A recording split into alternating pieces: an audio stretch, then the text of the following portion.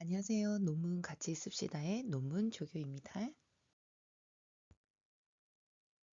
17강에서는 세 번째 논문 심사 내용과 수정으로 논의를 살펴보고 논문 심사 중에 주의사항에 대해서 알아보겠습니다. 이전 영상에서 논의는 논문의 꽃이라고 했습니다. 그렇기에 심사위원으로부터 피드백을 가장 많이 받는 파트이기도 합니다.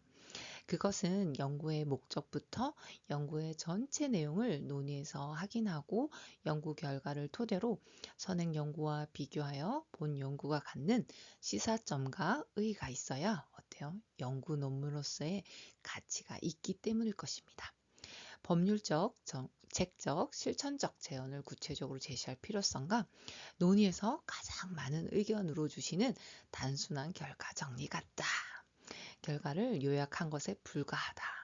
많은 선행 연구와의 비교를 통해서 연구자의 해석과 의견을 제시하여 논의를 풍성하게 쓰길 바란다의 의견을 내셨습니다. 학위 논문을 작성함에 있어서도 심사 1차, 2차, 3차까지 선행 연구를 추가 비교하여서 조금만 더를 많이 주문하십니다. 여기다 청소년 학교 폭력이나 가정 폭력 이런 유사한 내용을 한번 찾아봐요. 선행 연구를 찾아서 수정 보완하면 더 좋을 것 같아요. 이런 심사위원회 의견에 따라서 1차, 2차, 3차를 거치다 보면 논의가 풍성해질 수밖에 없습니다. 심사위원회 의견에 따라서 얼마나 풍성해졌는지 확인해 보겠습니다. 본 연구 결과에서 다른 폭력 유형에 비해 대학교 1학년일 경우에는 강제 심부름이 높게 나타난 결과가 있습니다. 이런 결과를 토대로 대학 선후배 간 위계질서가 암묵적으로 학교 폭력으로 나타나고 있음을 추측, 해석하였습니다. 이에 붉은색으로 덧붙여 추가한 내용입니다.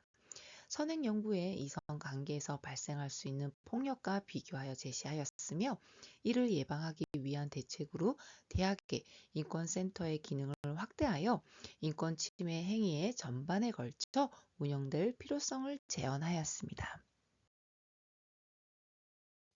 위의 단락의 내용으로 대학 선후배의 위계적인 폭력이 지속적으로 수용되어 재생산되고 있는 문제점을 청소년기 선배에 의한 유사한 양상의 학교 폭력 선행 연구를 제시하였습니다.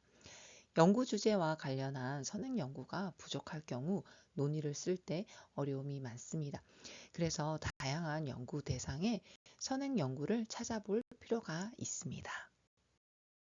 대학생이 초중고에 비해 신고율이 매우 낮은 결과를 나타내고 있는 원인을 추가적으로 선행 연구와 비교하여 해석하였습니다. 추가적으로 제시한 원인을 개인주의적 가치, 경쟁 사회의 문제점, 대학에서는 학교 폭력 현장에서 그 주변인에 관한 역할의 인식의 부족에서 비롯되었음을 보완하였습니다. 대학에서 학교 폭력을 당하고도 넓은 학교에서 도대체 어디를 가야 자신을 도와줄지 막막했던 연구 참여자의 경험을 토대로 초중고는 담임교사의 지원이 있으나 대학은 성인이기에 외부의 지원을 받는데 한계가 있다는 선행 연구를 추가 제시하였습니다.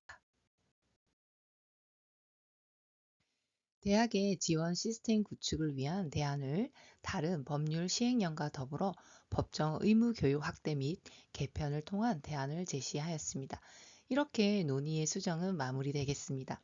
심사위원회 의견을 최대한 반영하기 위해 눈 빠지게 선행 연구를 찾아서 수정하였지만 선행 연구의 한계로 인해 욕심만큼 풍부하지 못한 점이 아쉽습니다. 지도교수와 학생의 관계는 늘 어렵습니다.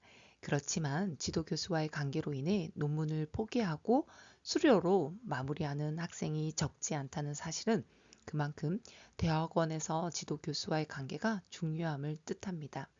논문 심사나 발표에서 지도교수와 관계가 좋으면 마킹 역할을 제대로 해주지만 그렇지 않을 경우 무심하게 그냥 내버려 두는 경우를 종종 목격하였습니다.